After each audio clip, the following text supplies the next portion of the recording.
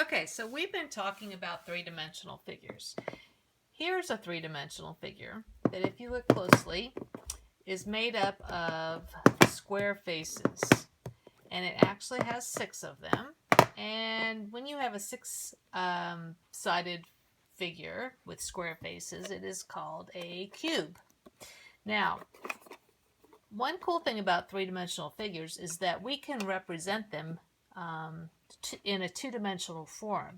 That two-dimensional form is what would happen if you opened it up and you could see all the faces flat. So here's the 1, 2, 3, 4, 5, 6 faces that are all square in nature. And if you were to fold this up, it would form a cube. When we have a two-dimensional representation of a three-dimensional figure, we call that a net, N-E-T, net. So what I'd like you to do right now is to draw the net for a cube. And you need those 6 squares that are attached. Now, these two on the outside here could be here or here or here, as long as they're opposite of each other. Okay, so that is what a cube looks like in a two-dimensional form as a net. So this figure is a square prism. And the reason it's a square prism is that it has 2 square bases, and the other faces along the sides here are rectangles. And again, we can show this as a net, and this is what it would look like if you opened it up. A lot like the cube, but the difference here is that these faces are rectangles and not squares.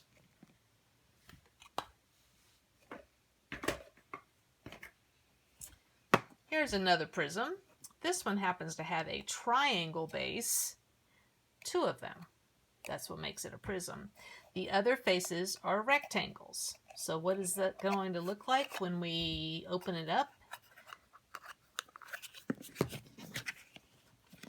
Here you see the 2 triangles are the bases. The 3 rectangles are the other faces of the triangular prism.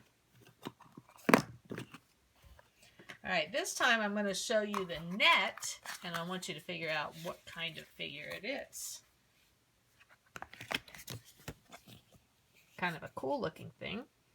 Well, what do you see? Well, I see a bunch of rectangles. 1, 2, 3, 4, 5, 6 of them. And then I see 2 of the same figure. And if you notice, these are 2 polygons that are congruent, right? They're the same size and shape. 1, 2, 3, 4, 5, 6 sides. A 6-sided polygon is called a hexagon. So when we have bases that are hexagons and all the other faces are rectangles, we call this a hexagonal prism. And when you fold it up, this is what it would look like. So you can see the hexagons, and then you can see the rectangles around the sides. Okay, so the next kind of three-dimensional figure we're going to talk about is different in that there's only one base. And in this case, the base is a square. The other faces then are triangles. And when you have triangle faces combined with a single base, we call these pyramids. And this one is named for its base shape, which is a square. So this is a square pyramid. And this is what it looks like when you unfold it and look at its net. It's kind of cool looking, isn't it? So now I'm going to show you the net, and we need to figure out what figure it is. So here we go. All you see are triangles, right? So triangle faces indicate that that is a pyramid. The base is also a triangle. So when we fold this up, you can see it comes to a single point here. This is called a triangular pyramid. It's got a triangle base, and the other faces are also triangles.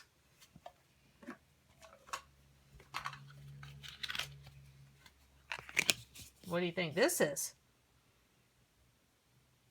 Any ideas? It is a cylinder. Now, these aren't literally rectangles because a cylinder, this face is all smooth, but you can see that it has two circle bases, and then the rest of it, when you open it up, forms one big rectangle.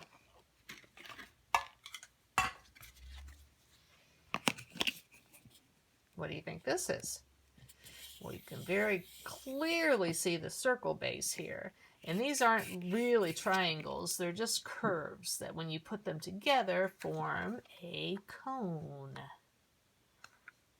So these are examples of two-dimensional figures that put together form three-dimensional objects, and they are called nets.